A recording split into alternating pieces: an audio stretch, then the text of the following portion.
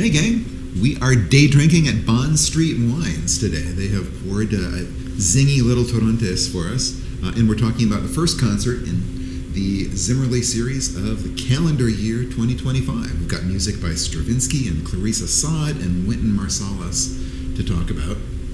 And this is such a cool program. I'm so excited about what you've got programmed for us. We are kicking everything off with the Pulcinella, the Stravinsky. And this is the piece that the concert's centered around because going back, we appointed Joanna Mulfinger concertmaster. It was a well-deserved thing. She's a first-rate player, plays a beautiful instrument. And usually what happens when you appoint a concertmaster is that you offer them something of their choice. And so I had this conversation with Joanna. I said, what do you want to do? And, you know, there are big violin solos. There's like Swan Lake, there's Heldenleben, there is Scheherazade, which we've done together before. And I thought, you know, surely she'd pick something big because I told her, just gave her carte blanche. And she came back with this like really refined, like elegant choice of Pulcinella. And I was really excited to do it. And so we centered the entire concert sort of around that experience. And Pulcinella is one of these pieces that orchestra members actually love to play because every note counts.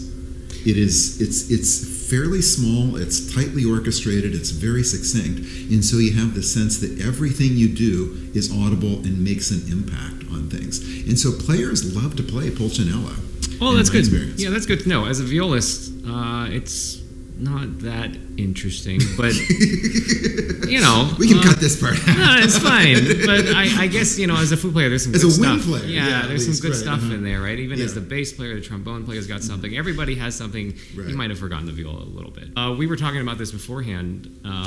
You have an interesting take on this piece. Well, I do, you know, because people know Stravinsky. You know, if you're a music lover, you know Stravinsky. You know the Firebird. You know the Rite of Spring, especially. You know these big, complicated, spectacular, passionate ballets.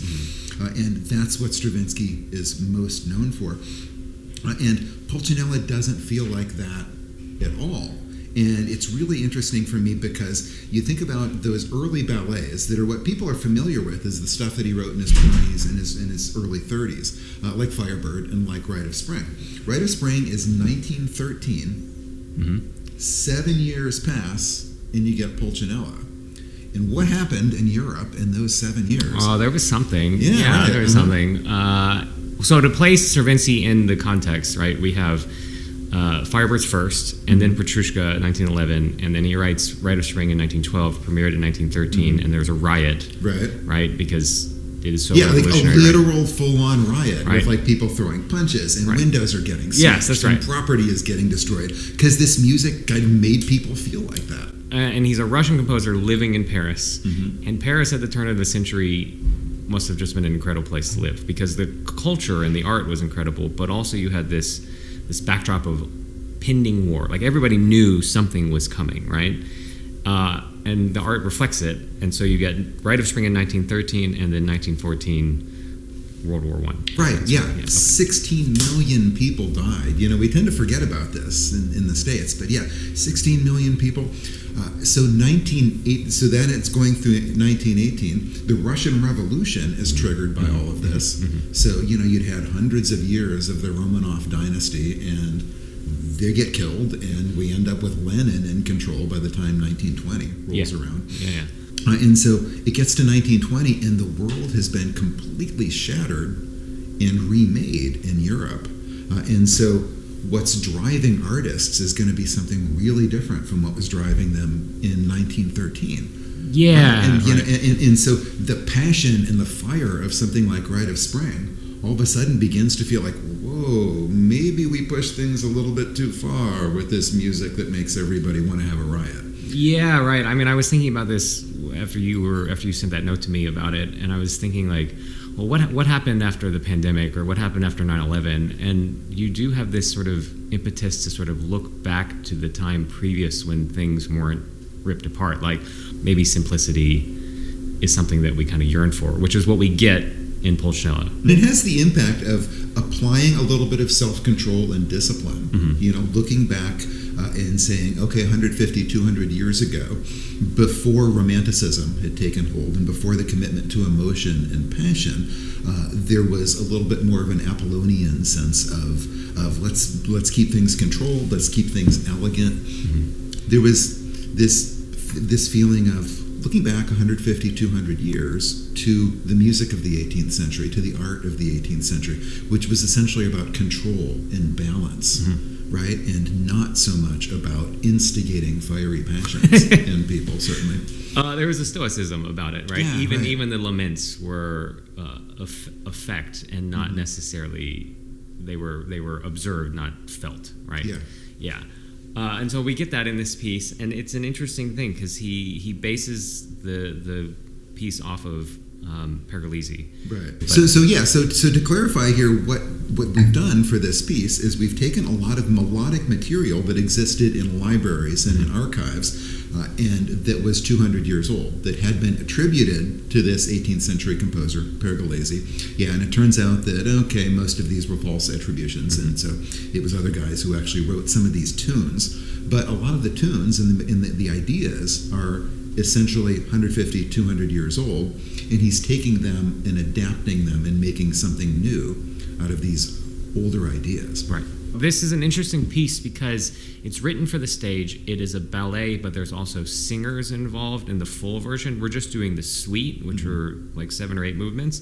The full version has this wild tale, and it's centered around Pulcinella or Pulcinella, which is from the Italian blues, the Italian dell'arte movement, right? Commedia dell'arte, right? Which is a character that at that time I think Europeans would have known. Right, don't you think? Yeah, and it would have sort of transcended national boundaries because this was originally an Italian tradition in the 1600s, and then it spreads up to France, and it spreads into Northern Europe, and in England he becomes Punch of Punch and Judy. Right. Yeah. And it's this sort of stereotypical stock character that was often a puppet, but could also be done in pantomime.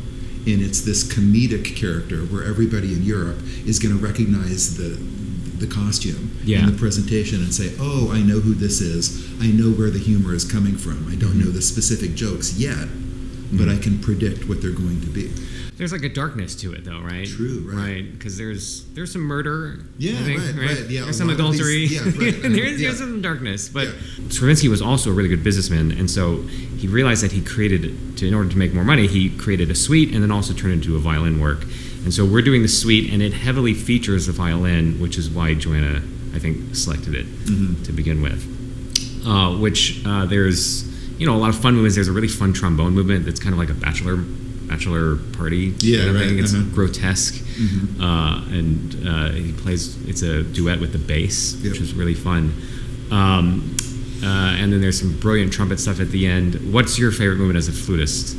Well, I've got to say I root for the oboe movements. Okay. Oh, yeah. Right. Hi, well, Kelly. To clarify, Dr. Chris Vaneman is married to Dr. Kelly Vaneman, who's playing principal oboe in this concert. Right, yeah. So in this piece has great oboe solos. Oboists live to play this piece. It is probably the favorite piece. I didn't know that. Is it Kelly's favorite piece, or is it? I think it might be.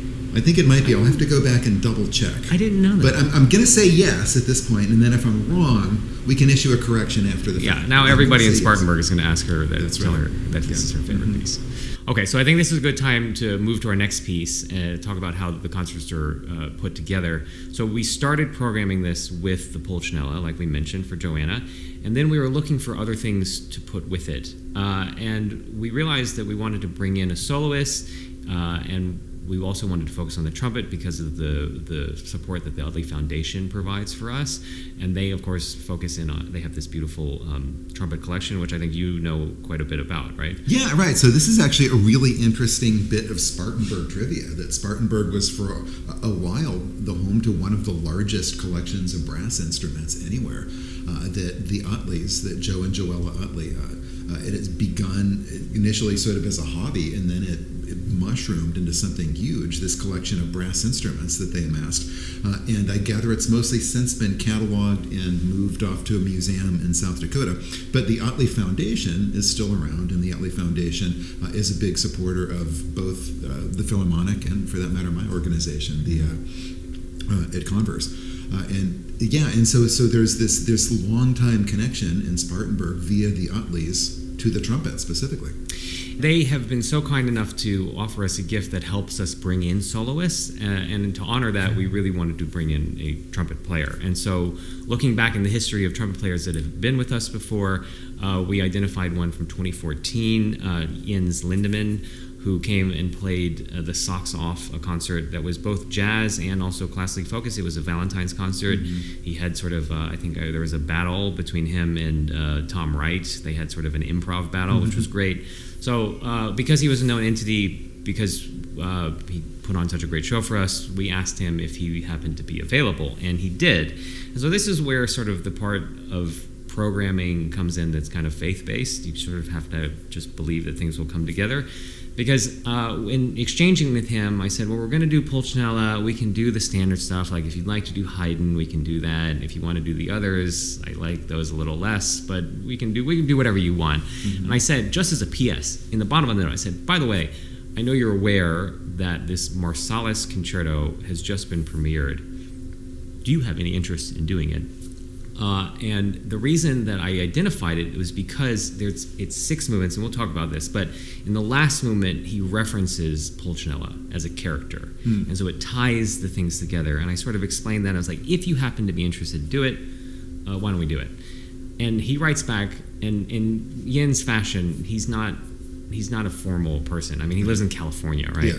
He's a jazzer, also plays a lot of classical, but like, he's kind of a guy. I mean, you've met him, right? Yeah. Like, he's just a guy, right? He's one of the top handful of trumpet players in the entire world. There are a lot of trumpet players in the world, people, when you add them all up. Yeah, right. And this guy's one of the very best, but as you say, he's a guy, right? Yeah, it's just like, so he's like, I can just picture him. He's like responding, he's looking at my email, it's like, yeah, okay, all lowercase letters.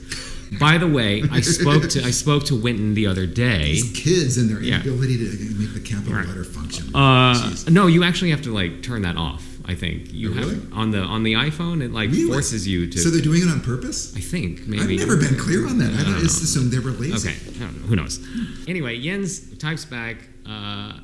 By the way, I just spoke to Wynton the other day. Like you do. Yeah, and he's like, Wynton was telling me like he would like me to do this piece because he would like someone who also plays jazz to do it. Yeah. Which is like. So just a reminder, everybody, Wynton Marsalis here, probably the top jazz classical trumpet player around. Yeah. Been the founding director of jazz at Lincoln Center. Mm-hmm. Burst on the scene in the mid '80s, I think, by winning Grammys in Best Classical and Best Jazz. Yeah, the as same you do, year right, at age 22. Right. And since then, he's become the absolute dominant figure in American jazz, but is also composing a lot of classical music. Won the Pulitzer Prize for music several years ago. Yeah. Cantata, and has been writing orchestral pieces, concertos, that sort of thing. If you were to put together a list of top musicians in the world that are living, he has to be like 1 or 2. Mm-hmm. Just because not only can he play, he also writes. He has such a wonderful outlook on it. Everything he says now is just somehow golden and useful and beautiful, mm-hmm. right? So he's just written this trumpet concerto. 2023. Okay. Right. We're a year or so ago. We actually had to ask for permission to do it, which we have. Mm-hmm. And that was polite of us. So Jens is going to come and play it, and it's 6 movements. And Wynton sort of has this note in the piece that he talks about it. He believes that he tells a joke, apparently, that the trumpet begins and ends the universe. So the trumpet opens the heavens, light shines, mm-hmm. we have, and then at the end, if you are associated with that religion, the trumpet actually ends the world too. Sure, right. And so there's something supernatural about Revelation. it. That's right. Yeah, there. right. Uh-huh. And so I was thinking about it, and as a violist, I begrudgingly admit this. But the trumpet is a wonderfully versatile instrument because you have it as a military instrument, you have it as a classical instrument, you have it as a jazz instrument, you have it all over the place. And there's not a lot of jazz viola going on. There might be. I'm sure there's someone. Forgive me if I'm just. There's still time. You're young. So he's written this piece, and it is basically the survey of the trumpet over history. So we get sort of a call and response in the first movement. There's a blues movement. There is the Pulcinella movement, of course. There's a French ballad movement. And he gives us sort of the history of trumpet. And so you need somebody who can do a lot. Yeah, and Wynton, by the way, I actually read this the other night, that they've asked Wynton, like several people said, well, why don't you do it? And he said, no, it'll take me too long to get myself back into the shape necessary to do it, that it's actually so demanding of specific kind of skills that as a permanent jazzer these days, that he doesn't have to maintain. I know his violin concerto pretty well. Yeah. And there is not a single note that is out of place. In fact, it is probably, to my estimation, the best concerto written for that instrument since probably Barber. You could make maybe an argument for the Corlegliano, but I think it's so unique. He just hits it on the head. Now, he has a close association with the violinist, so he had some help in terms of negotiating the instrument, but the entire thing works. And obviously he knows the trumpet even better than he knows the violin. Sure. He did not have to consult with anybody. Right. And it's just one of these pieces that when I saw it was being premiered, I wanted to do it. And then because it all worked, because we had the Pulcinella, it worked programmatically. Jens said yes. His little note to me that said, yeah, by the way, I've been talking to Wynton, like, why don't we do it? Them saying yes to being able to do it, because we really weren't supposed to be able to do it here. And then just the fact that it all kind of worked, this is like divine intervention, right? Yeah. So that sense of serendipity where, like, okay, these 6 things have all fallen into place. This might be happening for a reason. The door opens, you have to walk through it. Like, you'd be stupid not to walk through it. And the thought of... Just like being a jazz violist. The door has not opened yet. Maybe it's not a door. Maybe it's a wall. It's like a Fort Knox safe kind of thing. Yeah. It's a wall with a door. No one wants that. No one wants jazz viola. You think you might? You don't. You do not. But so this is going to be a real adventure. Yes, I think for everybody. Exciting. There is not a recording available. I don't think there will be a recording available before we get there. So everybody will be hearing it for the first time. Yeah. And this is kind of what music was supposed to be. You know, we're not supposed to be able to hear everything beforehand. Sometimes you got to go into a new piece. So I was going to ask you, like, when you go into a new piece, like you're going to go into something you've never heard before, how do you approach this? So I'm an audience member. I've never heard this thing before, and I'm just sort of getting that first time experience. Yeah. I think I listen associatively on a couple of different levels, and that is to say, the musician part of me listens and goes, what does this remind me of? How can I orient myself in the musical landscape with what I'm hearing? This reminds me of such and such a song or such and such a piece, whatever it is. And then I might start to ask myself, well, why does it make me feel like, you know, I'm this piece, this song, why does it make me feel like something from the Beach Boys' Pet Sounds or whatever? Oh, maybe it's using harmonies in the same way. Or maybe it's the relationship between the melody and the harmonies, or maybe it's just that the singer sounds like Brian Wilson or whatever. But then I'm also kind of listening, like the regular person part of me is listening and going, this piece sounds like I'm skiing, or this piece sounds like champagne. And then I also ask myself, okay, so why does it sound like I'm skiing? Why am I making this association? Why does it sound like champagne to me? Yeah, what do you do? So there are 2 versions of it. There is the conductor part of me, the musician, the analytical that will search for the inner logic of the piece. So usually in a piece, one of the people that was one of my sort of formative mentors said that everything you need to know about the piece is done in the first 10 measures, right? And if there is a logic to the piece, it's going to be shown to you there. It might tell you that there is no logic to the piece, also fine. But they're going to tell you everything you need to know first minute, right, of the piece. Usually there's some type of idea at the beginning where it's like, okay, I feel like I need to pay attention to that because that's going to turn into something later, right? It's sort of like when you introduce a character in a movie or a book, like they're taking time to name this person, this is going to be important later, right? They're calling attention to the gun at this character's side. Right. So probably 100 pages on down the line, that gun is going to get used. Right. Or maybe not, and that's important, right? Right. No. But it's just calling attention to it, right? So I will often listen that way and then go through the piece. But like you, I kind of just go for the vibe of the piece. Like, how do I feel? What is this saying? Like, how are people reacting to it? Does the orchestra like it? what's the conductor doing? Like what are we expressing here? And I, sorry to say this, I never read the program notes. Sorry, everyone should read the program notes. They're beautiful, written by Chris Vaneman. I do afterwards. Yeah, but usually I don't, especially with a new piece, because the program notes I don't want to know. Yeah, well, yeah. I mean, the program notes are pointing you in a specific direction. Yeah, right. In some ways, I kind of like going in blind. Just hear it, and then go back and like I see what they're doing here, because they'll usually tell you something. Yeah. Like, I picked up on that. I didn't pick up on that. Because they didn't. It's also interesting to hear this from me, because I will say, confession to the world out there. For a musician, I don't have very good ears.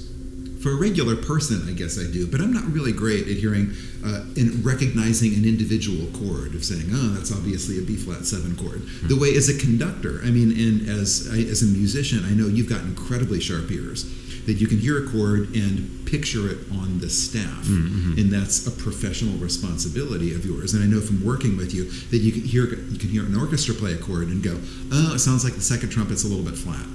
Or whatever. I see what's going on there. That F needs to be brought up a little bit, or whatever, to get this in tune. And that's a skill set that I don't really have at all. But it sounds like it's not one that you employ in your first or second listen to a piece. It kind of like ruins the piece. You know what I mean? Like, I don't need to necessarily know. You need to know sort of the harmonic language that they're working with, but you can intuit that. And so, like, I will talk to people who have no training in music whatsoever, and they will describe a piece just so elegantly. Yeah. And it's like, if I can't also get to that place technically, then maybe I'm listening to this, experiencing this not in the way that it was intended, right? Yeah. So all that to say, there's no real wrong or right way to experience. You just sort of experience it. But I just had never really talked to anybody about listening to a piece for the new, because I kind of take it for granted, right? Yeah. And as we talk about, this very analytical approach to listening, which is possible, but which it sounds like neither you nor I actually like to do on our first time through a new piece.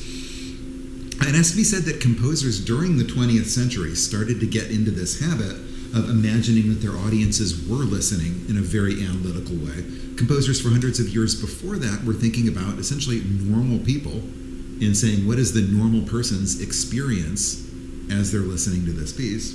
And composers since the late 20th century have also been asking themselves, what are normal people experiencing as they listen to my piece? And I think this Clarice Assad piece sounds like another one, just like the Marsalis Concerto, where we can be confident that the composer is asking herself, what is the normal audience member experiencing as we go through this piece? Again, we were putting the concert together. Pulcinella came first, and then the Trumpet Concerto identified itself because of all the sort of things that just worked around it. And then we realized we needed like a 12-minute piece to open the concert. And we were thinking like, well, what goes here? And I went through my mind around other pieces that might fit, and it just wasn't working. And so we revisited sort of the theme of the season, which is Saison de Fantaisie, and then we were talking about, okay, well, it's February. We have all these things with the trumpet. This is maybe near like, we got like Pulcinella, we've got blues in there, so blues, maybe New Orleans, therefore like Mardi Gras, maybe Carnival. Thinking like, okay, so these things all fit within the thing, within the season. And so then I started looking at pieces that might fit in that category. And I will say that I've kept track of Clarice Assad's music for a while. She's huge now, so that makes it sound like I'm discovering her. I'm not, but she's just sort of like all of a sudden in the past like 5 years, just like or at least huge within the relatively niche world of classical music. That's right. Folks, if you're out there and you haven't heard of Clarice Assad, don't worry. That's right. You might know the family name, right? But her own oeuvre has sort of. Her dad was a very famous guitarist, Sergio Assad. Still is a very famous. But she has a really unique ear and has written this piece that was premiered in Austin, Texas, also with the Texas Symphony Orchestra, which is also conducted by a Yale grad, Bula Bula. And it was called Baião N Blues, which is Baião is a Brazilian dance rhythm from like northeast Brazil, so not Rio, in the northeast, and blues, and sort of she pushes these things together. So that piece existing, the right length, the right instrumentation, sort of within the framework of the season, was just another one of these acts of faith that thought, I know her music, everything I've ever done by her is just great. The audience loves it. Yeah. It has to work. It's just going to work. And so we reached out. It wasn't even really available yet, another one of these things. Mm-hmm. And she said yes, and we have it. It's a really, really fun piece. It's one of these pieces that kind of ruins the rest of the concert because it's such a joy to like listen to. There's something about, you hear these rhythms, and you can't, if you're not sort of moving something, I think you're dead inside a little bit, right? Something, at even for the most, the toe a little bit there, even for the most like Baptist, finger, there's just something that's like, ooh, something's interesting here. It's not full on like, hysteria, but there's just something about the piece that just works so well. Okay. And it sounds like we can count on expecting a certain amount of like syncretic, as they say, in cultural circles, where you're joining a couple of different cultures. So if we've got the Brazilian culture, we've got the American culture. Yeah. And that's really characteristic of Clarice Assad, right? Because she's, I think, Brazilian. She grew up in Brazil and in France. She came to the States. She went to college in the States. Right. I believe, and is, I think, in New York now. Is that right? I think in New York, but probably dotting around the country because her pieces are being played everywhere. Right. Yeah, but is nevertheless this very cosmopolitan life that she has lived, and that is feeding into her music, I'm sure. Yeah, it just makes for this sound experience that feels familiar, because you kind of recognize all the things, but it's unique because no one else has put these things together before. Yeah, which is for me what I'm looking for in a new song or a new piece of music. Like, I tend to be alienated if I can't identify or feel familiar with any of the elements in it. Right. But I also don't want something that is just giving me something predictable that I already know. I want something that is going to kind of mess with me a little bit, is going to tweak and provoke, and it sounds like this will give us a lot of familiar elements, but is going to present them in ways that will be, I think, intriguing and energizing, maybe? Yeah, actually, that kind of ties it in with listening to the piece the first time. I guess what I always hope is that someone defies my expectation. So excited to do this piece. The orchestra's going to have a lot of fun. I can already tell. It's just one of these pieces that once you start to play it, it becomes infectious. And it's just a great way to start a concert, I think, especially because it's at that time, the Mardi Gras time, and I think we sort of will begin to talk about that more. But just sort of the revelry that is associated with that period, that time of year, because you can kind of feel spring coming. It's just before like the Lent season, and you sort of brush off the winter, get past January a little bit, which can be a little dark sometimes, and then February comes, and you start getting out there a little bit more. Yeah. Well, it sounds like it's going to be really exciting, fun. This is coming up on February 15th, right? Yeah, it's just going to be a lot of fun. I will say that of all the concerts this year, this is the one that for me is the most sort of like exciting. If I were looking at this season, that's the concert I would circle and was like, I have to get to this thing. Yeah. Because I've never heard these pieces. This feels exciting. There's something that works about it. And so that's how I try to program things. It's one of these things you just can't miss. It's like, I gotta see that. And I've got to say, as a musician, what is exciting about this is that a concert where the conductor hasn't heard half of the pieces when he's at the point that he's programming them, this is the way music used to be for centuries. Yeah. That when a new Beethoven piece came on board, Beethoven was writing that thing right up until the month before the show. When Rossini premiered a new opera, Rossini was writing the overture the day before the opening. And, the parts were being handed out to the copyists so they could get to the orchestra in time for the opening of the show. Yeah. And so the staging of a concert was an act of a venture into the unknown in the same way that this, a little bit, is going to be. And that's really exciting to be a part of. And I think it's neat that we in Spartanburg get to experience this. Yeah, imagine if Taylor Swift were saying, I'm going to release an album, but I'm not going to release the album. I'm going to perform it live for you on this night. Yeah. How crazy the world would go. Right. Right? And that's kind of, I think, what we're attempting here, is that we're going to play these new pieces for you. No one's ever heard them. Some people in Austin, Texas have heard them, and some people in Cleveland have heard them. Other than that, we're next. Yeah.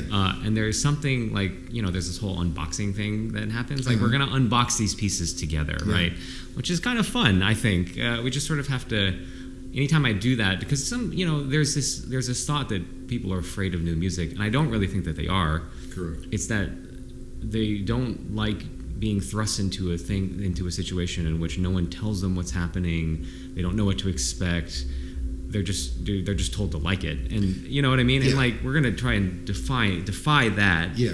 We'll explain the pieces a little bit, but I've also selected pieces from composers who every time I listen to something new from them, I immediately like it. It's just good. Yeah. And composers where they're thinking of the audience experience rather than the kind of internal analysis of how the thing was put together. No one is trying to challenge anybody. They're actually just trying to provide 35, 40, 50 minutes of really good experience that you can't get anywhere else. Yeah, beauty and fun and emotional power. That's right. That you can only get in a live concert hall. Right.